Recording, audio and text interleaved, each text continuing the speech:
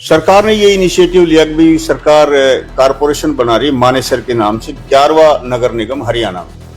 तो लोगों के अपने अपने विचार रहे। कुछ लोगों ने कहा पंचायत ही रहनी चाहिए, कुछ लोगों ने कहा निगम बन जाए तो बेहतर है।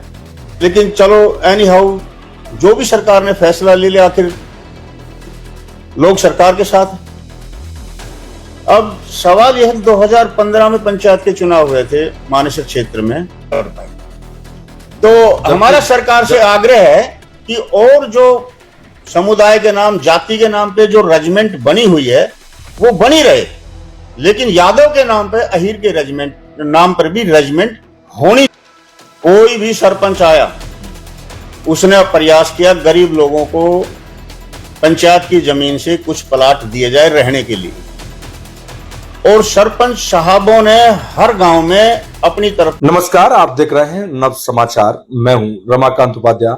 आज मेरे साथ मानेसर से प्रधान राव गजराज सिंह मौजूद हैं, जो कि शहर के जाना माना एक चेहरा है और हमेशा से जनता की आवाज उठाते रहते हैं, किसी न किसी मुद्दे पर हमेशा खड़े रहे हैं। राव जी, आपका बहुत बहुत नव समाचार में स्वागत है। धन्यवाद जी उपाध्याय जी आपका। राव साहब, पहला सवाल मेरा आपसे यह है, काफी लंबे वक्त बाद आपसे बात हो रही है, मुलाकात भी है, चुनाव नगर निगम नजदीक है, पर नगर निगम मानेसर जब से बना है, क्या ये ठीक बना? क्या इसको ठीक बनाया गया? और जब ठीक बनाया गया तो जो सुख सुविधाएं मिलनी चाहिए यहाँ के क्षेत्र के लोगों को, क्या वो मिल रही हैं? जी उपाध्याय जी, सर्वप्रथम तो आपका स्वागत, वेलकम। देखिए सर,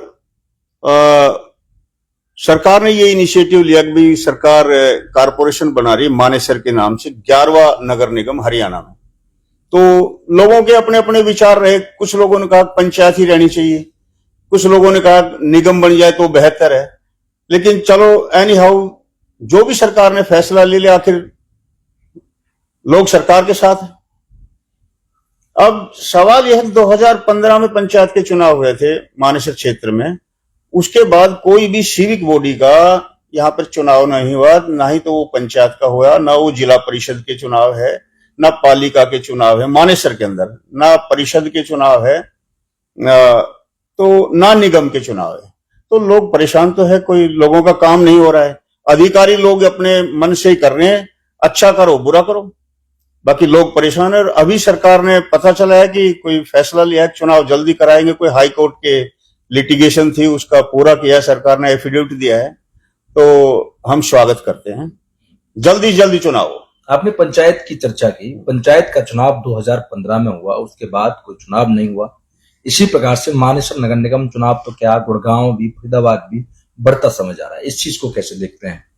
देखिए जी, सरकार ने अभी 5 नगर निगम के चुनाव कराने पूरे हरियाणा में, जो पेंडिंग है, और लगभग 22-23 पालिकाएं हैं और कई परिषदें हैं।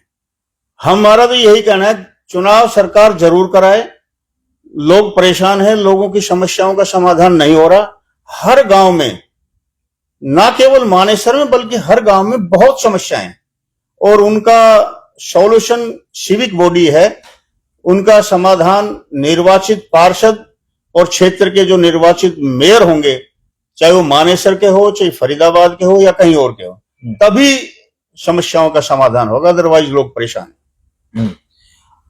खासकर आपने जब समस्या की जिक्र किया, तो सबसे बड़ी समस्याओं के लिए जनता हमेशा से टोल को लेकर बड़ी परेशान रहती है, क्योंकि बार बार उनको टोल पर टैक्स देना पड़ रहा है क्षेत्रीय लोगों को।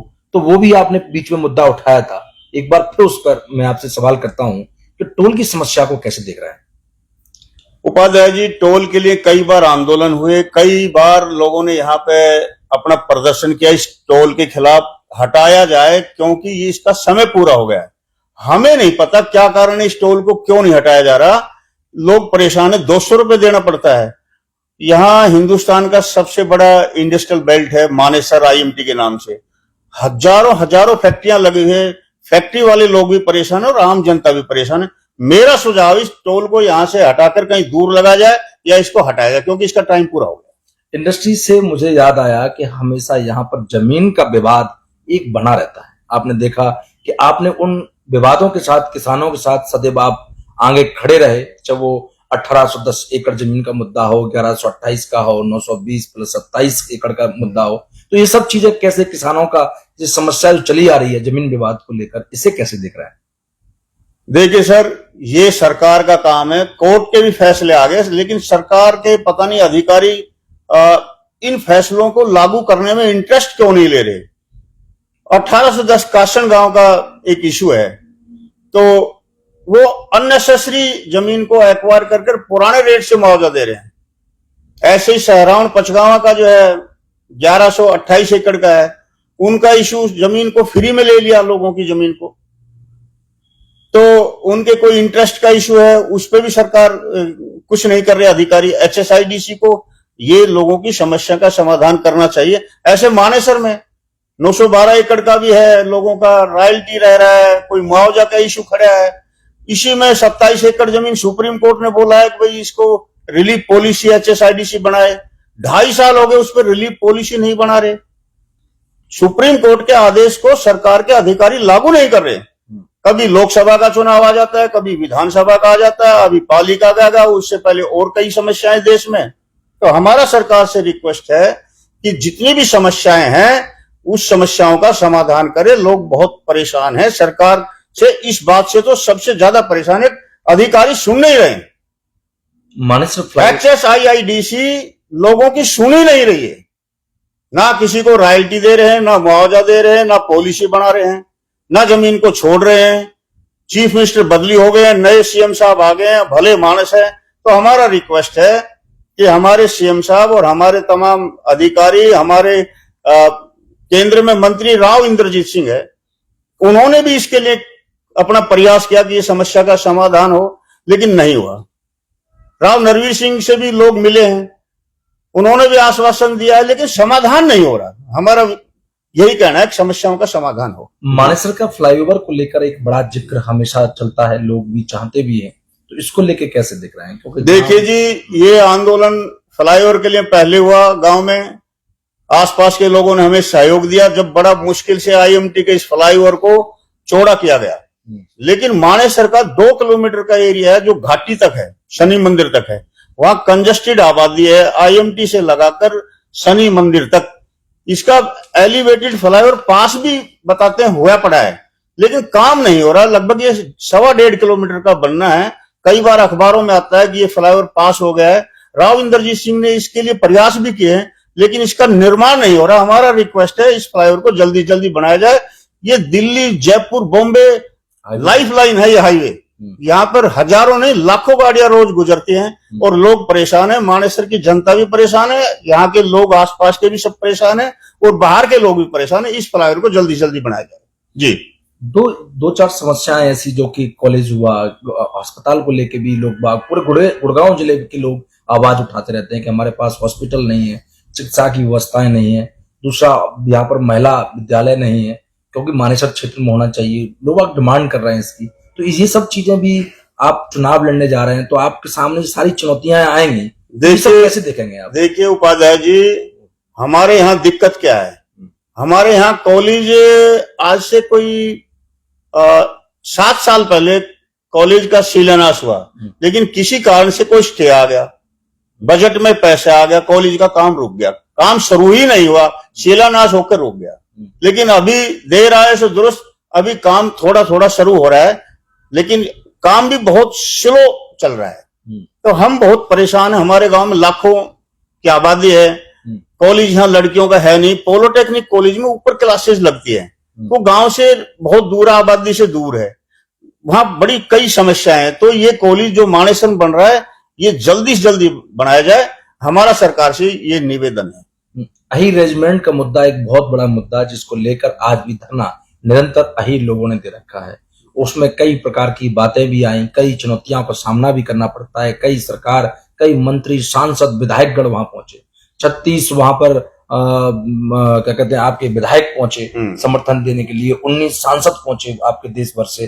फिर भी उसके बाद भी आज भी अही रेजिमेंट का मुद्दा वही के वही है। जहां पर गजराज सिंह जी आप भी उसमें मौजूद रहे, तमाम आपके क्षेत्र के लोग, 36 बिरादरी के लोग भी तक पहुंचे, और उसका कोई समाधान या कुछ आगे का दूरदर्शी तरीके से कुछ ऐसा है जो देखा जा सके कि आगे हाँ सकारात्मक मिल रहा हो। राव इंद्रजीत भी वहां पहुंचे, राव इंद्रजीत ने भी खुल के आवाज उठाई उसकी।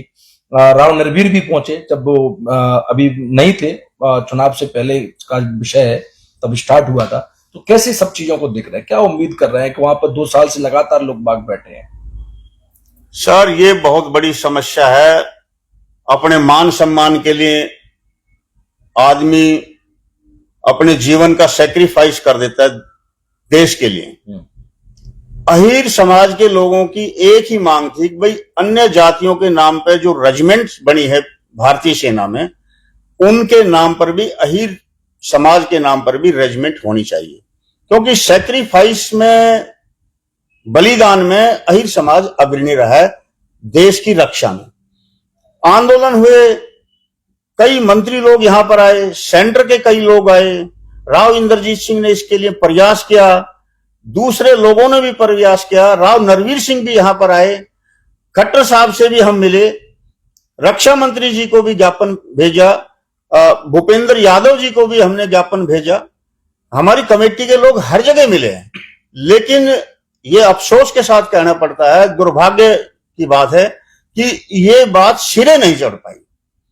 तो हमारा सरकार से आग्रह है कि और जो समुदाय के नाम, जाति के नाम पे जो रेजिमेंट बनी हुई है वो बनी रहे, लेकिन यादव के नाम पे, अहीर के रेजिमेंट नाम पर भी रेजिमेंट होनी चाहिए, इनके सैक्रिफाइस को देखते हुए, इनके योगदान को देखते हुए। जी। जबकि 28 करोड़ के लगभग देश के अंदर अहीर लोग रहते हैं, ये एक बड़ा मुद्दा है, क्योंकि कहीं ना कहीं हर कोई चाहता है कि मेरे सम्मान, जो मेरे बुजुर्गों ने इस देश की लड़ाई लड़ी है, या मेरे साथी लड़ रहे हैं, उनके लिए, उनकी आने वाली पीढ़ी के लिए, कि अहीर रेजिमेंट की मांग इस क्षेत्र के अहीर लोग, यही नहीं पूरे देश के अंदर तमाम जगह पर चल रहा है, और परंतु अभी तक नहीं मिला है, तो इसके लिए ये मांग करते हैं। साथ में प्रधान जी एक चीज और, कि रामपुरा फ्लाईओवर को लेकर हमेशा जिक्र होता है, यह भी आपके एक मानेसर क्षेत्र की एक बड़ी समस्या है। इस चीज को कैसे देख रहे हैं, क्या चाहते हैं उसमें? सर, रेजिमेंट का तो हमने बता दिया, कोई नेता हिंदुस्तान का नहीं जिससे हमने संपर्क नहीं किया। मैं उस कमेटी में रहा हूं और सबने एश्योर किया कि हम कोशिश करेंगे। अखिलेश से भी मिले हैं।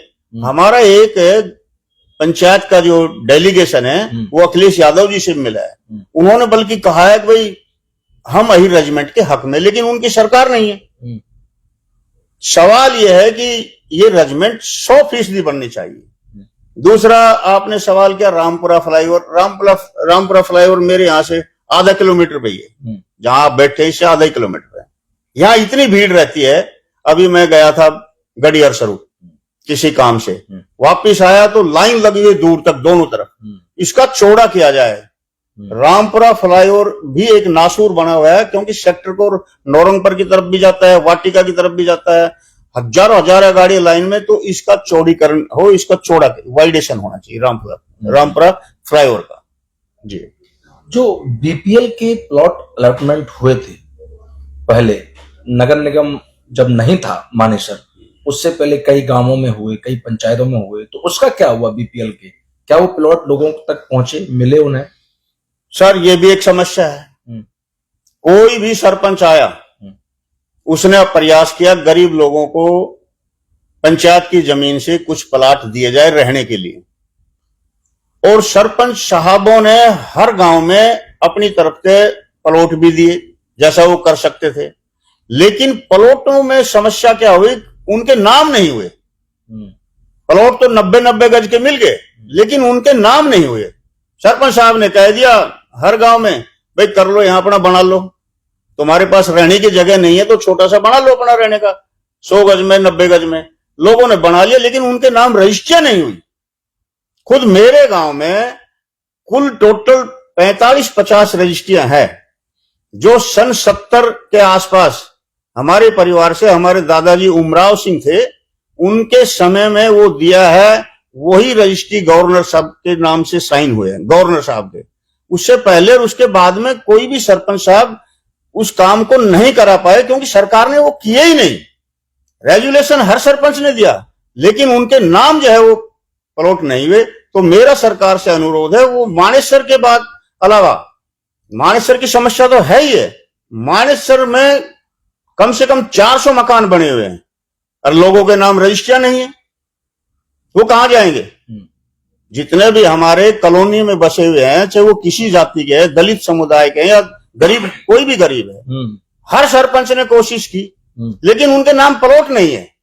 बड़ी समस्या है। तो उनका हमारा सरकार से ये कहना है कि भाई उनके नाम वो प्लॉट करे जाए, वो मानेसर हो, चाहे सिकोपर हो, चाहे गढ़ीहरसरू हो, चाहे पचगांव हो, चाहे कांकरोला भांगरोला हो, चाहे कासण हो, चाहे नैनवाल हो, चाहे सहरावण हो, चाहे कोई भी गांव है, नवादा हो, नखड़ोला हो, नाहरपुर, चाहे कोई गांव, सभी पंचायतों ने जो अपने गांव के गरीबों को प्लॉट दिए हैं, उन प्लॉटों को उनके नाम कराया जाए।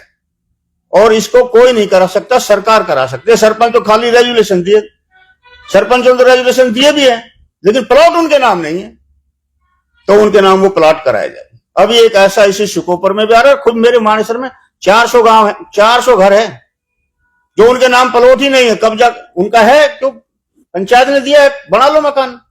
अच्छा, राव साहब, एक बड़ी समस्या, आप भी चुनाव की तैयारी कर रहे हैं कि एक तो आपके क्षेत्र में पीने का पानी, सीवर की समस्या, पानी का निकास, कचरे के ढेर, मतलब पहाड़ बनाए जा रहे हैं एक तरह से, ये बड़ी समस्याएं सामने आपकी चुनौती रहेंगे। आप इनसे जनता को कैसे जवाब देंगे? आप वोट मांगने तो जाएंगे और जनता यही आपसे सवाल करेगी, तो क्या कहेंगे उन्हें? साहब, इसको कौन आदमी हल कर सकता है? सरकार ही हल कर सकती है। कोई दावेदार, कोई उम्मीदवार अगर ये कहे कि मैं हल कर सकता हूं, वो मैं नहीं मानता। कोई एमएलए, कोई एमपी तभी काम होता है जब सरकारी मशीनरी उसको सहयोग दे।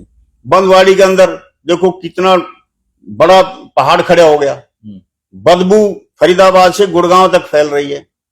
तो ये पहाड़ क्यों खड़े हो रहे? इसका साथ साथ निपटारा क्यों नहीं होता? जो कचरा गांव से, शहर से आता है, उसको सरकार अच्छी मशीन लगाए, विदेश से मंगाए।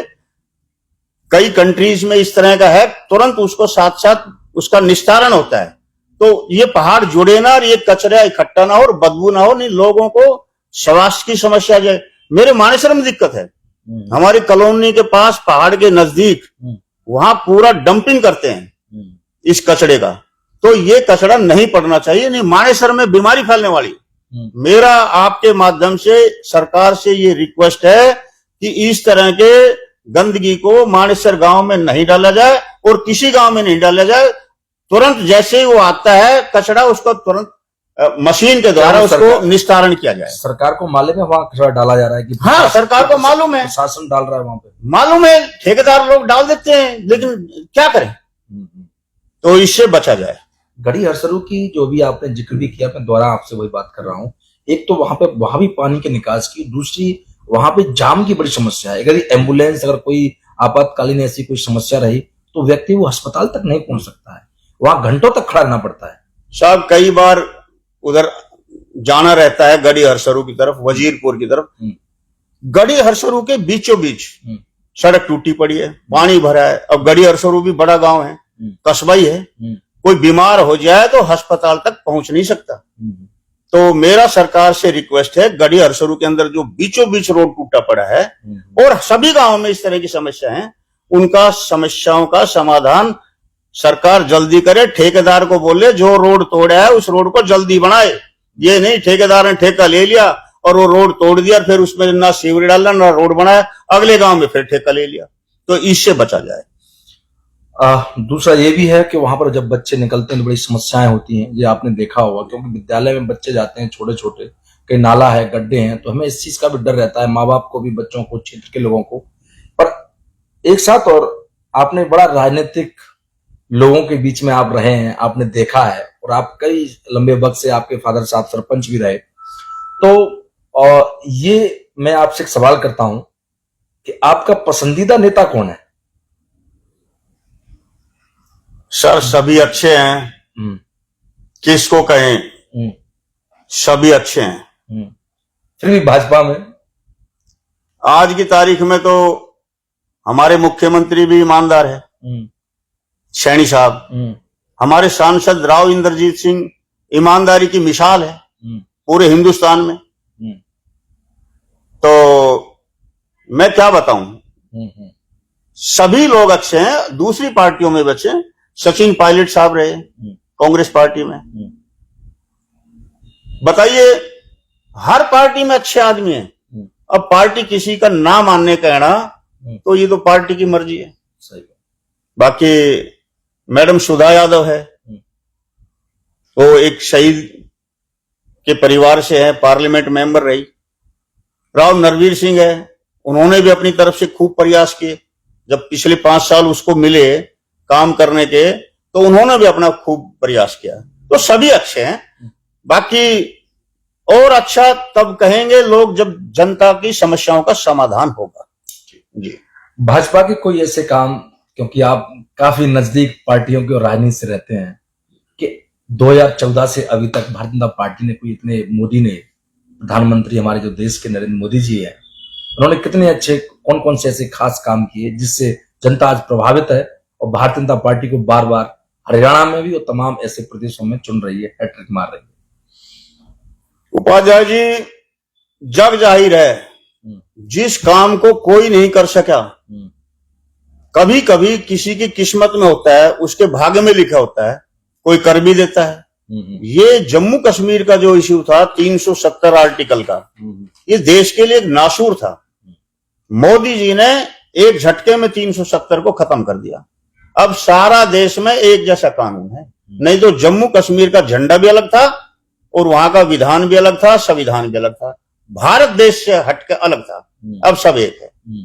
तो एक तो ये आर्टिकल 370 को और 35A को जो मोदी जी ने हटाया है, मैं उसका बहुत समर्थन करता हूं। दूसरा, राम मंदिर का इशू था, 500, 400, 550 सालों से चला था, अयोध्या का बाबरी मस्जिद का। तो वो सुप्रीम कोर्ट ने कोई फैसला दिया कि भाई यहां पे राम मंदिर बनने का हक बनता है, क्योंकि यहां भगवान श्री रामचंद्र जी का जन्म हुआ था। ऐसा मैंने सुना है कि सुप्रीम कोर्ट ने ऐसा बोला है। कई लोग को कहते हैं कि ऐसा नहीं बोला, लेकिन फिर भी मस्जिद क्या, मस्जिद कोई वो किसी ऐसे आदमी की तो थी नहीं, कोई शहीद हो, कोई क्या बताऊं, देशभक्त हो। बाबर तो एक आक्रमणकारी था। बाबर के नाम पे कोई मस्जिद किसी ने बना भी दी और सुप्रीम कोर्ट ने कह दिया कि भाई ये मस्जिद कहीं थोड़ा दूर बना लो, तो जगह भी दे दी।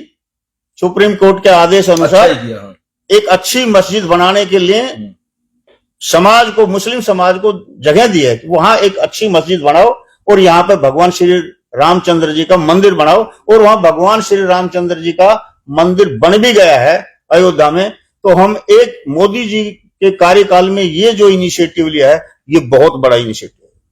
तीसरा जो काम है, मैं जो अपनी तरफ से कहता हूं, जो 3 तलाक का मुद्दा है, मुझे नहीं पता उस समाज में क्या है, लेकिन 3 तलाक के मुद्दे में मुस्लिम जो बहनें हैं, मुस्लिम समाज की औरतें हैं, उनको बड़ा रिलीफ मिल रहा है। ये कोई नहीं 3 बार कह दिया तलाक तलाक तलाक, जाओ अपने घर, वो बर्बाद होगी। सही बात है। तो इस पर रोक लगी है। अभी ऐसा कहने से डरते हैं और मुस्लिम समुदाय की महिलाएं सुरक्षित है। एक चौथा जो मोदी जी के टाइम में जो अभी अच्छा इनिशिएटिव लिया है, 1 नेशन 1 इलेक्शन। अरे देश का खर्चा बचेगा, एक साथ विधानसभा लोकसभा का चुनाव हो जाएगा। पहले भी होते थे, बीच में सरकारें गिरने लग गई, इसलिए समस्या आ गई। तो ये मोदी जी ने एक बहुत अच्छा इनिशिएटिव लिया। मैं इन 4 बातों का भारतीय जनता पार्टी का बहुत स्वागत करता हूं, जो मोदी जी के नेतृत्व में हुआ। और गृह मंत्री अमित शाह जैसे होम मिनिस्टर की भूमिका इसमें अच्छी रही। तो उनको मेरी तरफ से, आप सब की तरफ से हार्दिक बधाइयां और शुभकामनाएं। अच्छा, ये तो हो गया, परंतु आपने कांग्रेस काल भी देखा। क्या कांग्रेस काल में काम नहीं हुए होंगे? कांग्रेस काल में भी काम हुए, उसकी भी तो बधाई दे दीजिए। सर, कांग्रेस की बात सुन लो। देखिए, हर प्रधानमंत्री चाहता है उसके कार्यकाल में कुछ अच्छे काम हो। जो कोई नहीं कर सकता वो इंदिरा जी ने करा। कुछ गलतियां भी हो जाती हैं, और चाहे वो मोदी जी हो चाहे इंदिरा जी हो, कुछ अच्छे काम भी होते हैं। इस पाकिस्तान के दो टुकड़ा किसने किया? ये पाकिस्तान हमारे हिंदुस्तान के लिए बड़ी नासूर समस्या रही है। इंदिरा ने इसके दो टुकड़े करे, बांग्लादेश बनाया 1971 में। इंदिरा जी जब मानी जब इसके दो टुकड़े कर दिए, पाकिस्तान चुप। तो इंदिरा जी ने सबसे बड़ा काम तो ये कहा पाकिस्तान के दो टुकड़े करे। दूसरा इंदिरा जी ने क्या करा, इसके साथ साथ बैंकों का राष्ट्रीयकरण किया। पहले बैंकों में हर आदमी नहीं जा सकता था। गरीब आदमी जो कहता है ना, रिक्शा वाला, गरीब चाय वाला, ये नहीं जा सकते थे। मिडिल क्लास नहीं जा सकती थी। बैंकों का राष्ट्रीयकरण किया। अब बैंक में कोई भी आदमी जा सकता है, अपना खाता खुलवाओ, पैसा जमा करो, लोन लो, या जो भी है बैंकों की सुविधा जो है उसका फायदा उठाओ। इसके अलावा अमेरिका के विरोध के बाद 1974 में इंदिरा जी ने पोखरण में, राजस्थान जैसलमेर में परमाणु विस्फोट किया। अमेरिका के ऐतराज करने के बाद भी इंदिरा जी ने पहला परमाणु परीक्षण किया। कोई कर सकता है? सही बात। इसके अलावा एक और बड़ी समस्या थी, 562 रियासतों के राजाओं को पेंशन मिलती थी, लगभग 562 के आसपास राजा महाराजाओं को। जब भारत का बंटवारा, भारत जब आजाद हुआ तो ये कुछ शर्तें लगा दी कुछ राजा महाराजाओं ने कि भाई हमें क्या मिलेगा, हम तो राजा महाराजा हैं। सरदार पटेल ने बोला कि तुम सारे आ जाओ मेरे झंडे के नीचे, भारत ही देश रहेगा, तुम्हारे ये राजा प्रथा आज से खत्म। नेहरू जी देश के प्राइम मिनिस्टर थे, तो उन्होंने पूरे देश में रियासतों को तोड़ के पूरा देश का एक तिरंगा झंडा अपनवाया। और उन राजा महाराजाओं को, उसको प्री पर्स बोलते हैं शायद, पेंशन मिलती थी, उनको सम्मान राशि मिलती थी लाखों रुपए महीने की। इंदिरा जी ने वो लाखों रुपए महीने हर राजा को जो मिलती थी उस दौरान वो तोड़ दी। कोई प्री पर्स, कोई पेंशन नहीं मिलेगी राजा महाराज, कोई सुविधा राजा महाराजाओं को नहीं मिलेगी। सब देश का संविधान है, डॉक्टर भीमराव अंबेडकर का, डॉक्टर राजेंद्र प्रसाद का बनाया हुआ संविधान है, और सब इस संविधान के नीचे रहेंगे। सबके लिए संविधान बराबर है। कोई पेंशन नहीं मिलेगी। पेंशन सिर्फ उनको मिलेगी जो आगे से देश में सर्विस करेंगे, सेवा देंगे, नौकरी करेंगे, चाहे वो फौज है, पुलिस है, बैंक है, स्कूल है, कॉलेज है, हॉस्पिटल है। यानी पेंशन किसकी? राजा महाराजों को पेंशन का क्या काम? उनका छोड़ दिया वहां की वहां, और उनकी पेंशन इंदिरा जी ने बंद कर दी। तो ये चार बात इंदिरा जी ने भी करी है। कई लोग कहते हैं क्या किया कांग्रेस ने, मैं व्यक्तिगत रूप से इस बात से सहमत नहीं। मोदी जी ने जो काम किया वो मोदी जी ने किया है, उसको भी कोई नहीं कर सकता आज के समय को देखते, आज के समय को देखते। लेकिन इंदिरा जी ने, नेहरू ने जो अपने टाइम में किया, उस समय को देखते हुए बहुत बड़े काम किए। इसलिए मैं तो उनका और इनका यही कहूंगा कि ऐसे नेता रोज रोज मिले। सबल साहब, एक चीज अब वर्तमान में बहुत सारी ऐसी समस्याएं हैं, जनसंख्या कानून नियंत्रण हुआ, रोहिंग्याओं की समस्या हुई, तो इस पे भी क्या क्या ऐसे और काम है जो होने चाहिए तत्काल में, सरकार उस पर जल्दी से जल्दी फैसला ले? सर, दिल्ली के अंदर ये सुनने में आ रहा था कई लाख बांग्लादेशी है। आज से कोई 10-15 साल पहले जिक्र आता था। एक भी बांग्लादेशी को आज तक दिल्ली से वापस नहीं किया।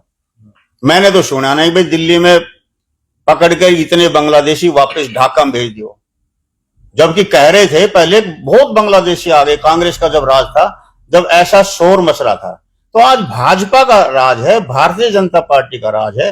अगर ऐसे विदेशी हमारे देश में, हमारी दिल्ली, गुड़गांव या कहीं भी है, तो उनको उनके देश में वापस भेजा जाए, चाहे वो रोहिंग्या वाले हैं चाहे कोई और है। नहीं तो ये भी देश के लिए समस्या है। जो एनआरसी का मुद्दा है वो बड़े अच्छे हैं, कोई समर्थन करे ना करे, मैं तो इस बात का समर्थन करता हूं। हाँ जी। तो ये जो विदेशी हमारे देश में रह रहे हैं, उग्रवाद का काम करते हैं, उनको पकड़ के उनको सजा दी जाए और उनको उनके देश में वापस भेजा जाए।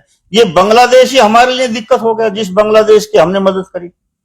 सरकार से मेरी अपील है बल्कि बांग्लादेश को सीधा करा जाए। वहां रोज हिंदू मर रहे हैं, ये गलत है, ये गलत है। किसी के मंदिर को तोड़े वे गलत है, किसी के मस्जिद को रोज तोड़े वो भी गलत है। हिंदुस्तान में भी ऐसा ही हो रहा है। मोहन भागवत जी ने कहा है भाई हर मस्जिद में शिवलिंग मत ढूंढो, हर मस्जिद में मंदिर मत ढूंढो। देश के लिए ऐसा करने से नुकसान होगा। मैं भी यही कहता हूं। हमारे 3 इशू सबसे बड़े, राम मंदिर का मुद्दा, अयोध्या का, भगवान श्री कृष्ण जन्मस्थान मथुरा और काशी विश्वनाथ वाराणसी का जो स्थान है, ये 3 मांग हमारी समाज की सबसे बड़ी मांग रही है। दूसरे समुदाय के लोग इस पर ध्यान करें और सुख शांति से देश का सब मिलकर विकास करें। रोज मस्जिद में मंदिर ना ढूंढे, रोज जनसंख्या में मंदिर में मस्जिद ना ढूंढे। जनसंख्या में हमारा देश बड़ा तेजी से आगे बढ़ता हुआ आज पूरे विश्व में नंबर 1 पर है। इस चीज को कैसे आप देख रहे हैं? जमीन तो हमारे पास संसार की कम है, आबादी हमारे पास संसार की सबसे ज्यादा है, संसाधन कम है, साइंस टेक्नोलॉजी हमारे देश में आज भी कम है विदेश के बनिस्पत। तो जनसंख्या पे कंट्रोल हो। मेरा तो यही कहना है कि हम दो हमारे दो, जो इंदिरा जी ने कहा पुराने टाइम में, हालांकि वो लोगों को पसंद नहीं आया, लेकिन आज इंदिरा जी का नारा हमें भी याद आता है कि हम दो हमारे दो वाला सरकार ने लागू करना चाहिए, मौजूदा सरकार ने पूरे देश में। बस मेरा तो यही कहना है कि सब सुख शांति से रहे। कोई एक आदमी देश को नहीं चला सकता, पूरा देश सहयोग करे सरकार को, चाहे कोई भी सरकार है। नगर निगम चुनाव बड़ा नजदीक है, राव गजराज सिंह की पूरी तैयारी है चुनाव लड़ने की। सर तैयारी तो सभी भाई कर रहे हैं, हम भी अपना प्रयास कर रहे हैं। देखो या सरकार चुनाव करा दे जब की बात, टिकट पर चुनाव लड़ेंगे। हाँ, उम्मीद है भाजपा पूरी कोशिश है, पूरा प्रयास है, लोगों से हमारी बातचीत है। बाकी everything depends upon the time. समय बलवान है, जनता का समर्थन है पूरा। गजराज सिंह का आई एम फुली कॉन्फिडेंट, मुझे पूरा विश्वास है। लेकिन आखिर वही बात आती है, समय बलवान है। हम अपनी तैयारी में हैं जी। धन्यवाद, बहुत बहुत धन्यवाद। मानेसर से राव गजराज जी हमारे बीच मौजूद, जो कि इन्होंने जिस प्रकार से मानेसर की तमाम समस्याओं को आपके सामने रखा, देश की समस्याओं को भी उन्होंने कई ऐसी पुरानी बातें भी आपको बताई जो आपके नॉलेज के लिए अच्छी भी है। वो कोई भी सरकार हो जिन्होंने अच्छे अच्छे काम किए। उनका कहना है कि मानेसर क्षेत्र में जो समस्या है उस पर सरकार जल्दी से ध्यान दे। खासकर उन्होंने कहा कि गंदगी के जो ढेर, कूड़े के ढेर पहाड़ों में तब्दील होते जा रहे हैं, उस पर रोक लगाई जाए। मानेसर में भी इस प्रकार की हो रही है, उसको दूर यहां से ले जाया जाए, नहीं तो यहां पर तमाम ऐसी बीमारियां फैल जाएगी जिसका समाधान सरकार नहीं कर पाएगी। उनका कहना है कि नगर निगम चुनाव अब जल्द हो जाने चाहिए, और यही नहीं पूरे हरियाणा में कई जगह उन्होंने बताया। उनका कहना है कि चुनाव इसीलिए जरूरी है क्योंकि क्षेत्र के लोगों की समस्याएं दिन प्रतिदिन बढ़ रही है। देखना होगा, नगर निगम चुनाव में भी समय काफी है और सरकार के हाथ में है कि सरकार कब चुनाव कराएगी। जब तक के लिए देखते रहें नव समाचार, बेबाक खबर हर समय। धन्यवाद।